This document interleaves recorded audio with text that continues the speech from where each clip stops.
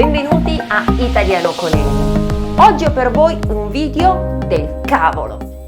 Il cavolo è un ortaggio tipicamente invernale. Si possono preparare minestre, zuppe, risotti, oppure può essere consumato anche crudo. Ma non siamo qui per parlare di cucina italiana.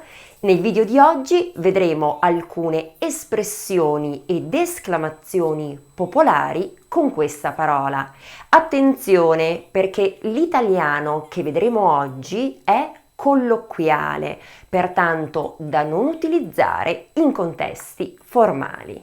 Probabilmente vi chiederete perché si usa proprio questa parola.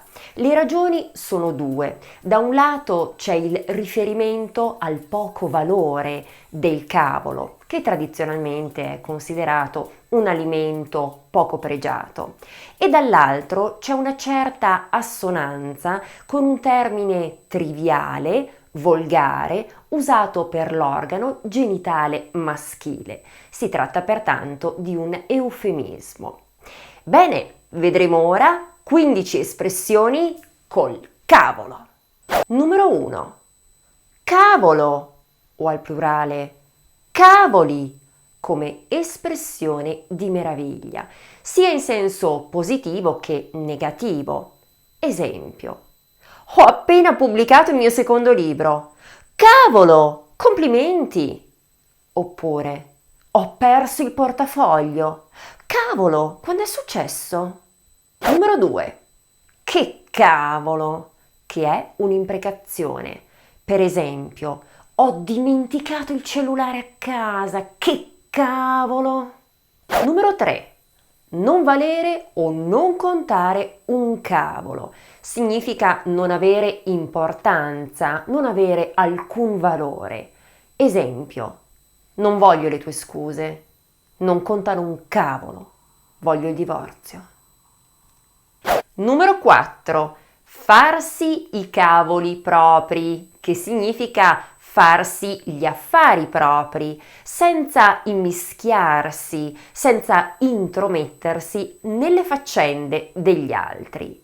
Esempio: quanto guadagni? Fatti i cavoli tuoi. Numero 5. Non capire un cavolo. Significa non capire nulla. In italiano si dice anche non capire un H. Esempio: ho studiato il congiuntivo e non ho capito un cavolo. Numero 6. Col cavolo. Significa non avere alcuna intenzione di fare qualcosa. È molto simile a neanche per sogno, nemmeno per idea. Esempio: col cavolo che ti presto la mia macchina nuova. Numero 7. Centrare o starci come i cavoli a merenda. Allora, iniziamo dalla merenda. È uno spuntino leggero che si fa generalmente con alimenti che non vengono preparati appositamente, non vengono cucinati. Voi mangereste i cavoli a merenda? Immagino di no.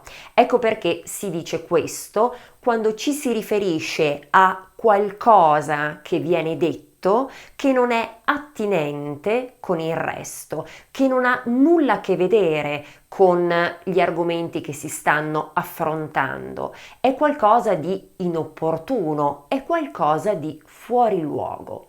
Immaginate per esempio se siamo in una riunione di lavoro e tutte le persone stanno discutendo su un certo argomento, se qualcuno dice una frase che non è attinente a questo, un qualcosa di fuori luogo, si potrà dire: quello che dici c'entra come i cavoli a merenda. Numero 8. Sono cavoli amari. Amaro è il contrario di dolce. Per esempio, quando bevo il caffè senza zucchero è amaro e l'amaro è spesso associato a qualcosa di negativo. Sono cavoli amari si riferisce pertanto a una situazione difficile da gestire, un qualcosa che è difficile da fare. Esempio: mio cugino mi ha prestato la macchina, ho fatto un incidente. Adesso glielo devo dire. Sono cavoli amari. Numero 9. Del cavolo. Viene usato per riferirsi a qualcosa di poco valore, di insignificante, di mediocre. Esempio, ieri sera in TV ho visto un film del cavolo. Numero 10. Non fare un cavolo significa non svolgere alcuna attività, essere indolenti, pigri. Esempio, stamattina avevo un sacco di lavoro da sbrigare, ma alla fine non ho fatto un cavolo. Questa espressione può essere utilizzata anche per cose che si rivelano inefficaci, che alla fine non sono utili come credevamo, per esempio con i farmaci. Vi faccio vedere un esempio. Oh, ho ancora mal di testa, queste compresse non fanno un cavolo. Domani dovrò andare in farmacia per comprare qualcosa di più forte. Numero 11. Non me ne importa un cavolo. Significa non me ne importa niente. Esempio, il tuo comportamento è inaccettabile. Non me ne importa un cavolo delle tue giustificazioni. È chiaro? Numero 12. Fare o dire una cavolata. La cavolata è una pietanza a base di cavoli e significa fare o dire una cosa balorda, una sciocchezza. Esempio, facciamo una rapina in banca? Ho detto una cavolata, vero? Numero 13. In questo caso abbiamo un verbo, il verbo incavolarsi, che significa arrabbiarsi, essere di pessimo umore. Esempio, ieri ho visto Marco e era incavolato nero. Chissà perché. Numero 14. Salvare capre e cavoli. Significa riuscire a trovare una soluzione a una situazione molto difficile. Nasce questo modo di dire da un gioco di logica, quello del contadino che deve portare sull'altra riva del fiume un lupo, una capra e un cesto di cavoli. Quando siamo in una situazione per cui vediamo due interessi o due bisogni che apparentemente sono inconciliabili, ma invece troviamo la soluzione, allora abbiamo salvato capre e cavoli. Facciamo un esempio. Immaginate un uomo sposato che però porta avanti una relazione extraconiugale e non vuole chiedere il divorzio, ma non vuole neanche lasciare l'amante. Quello che sta tentando di fare è proprio salvare capre e cavoli. Numero 15.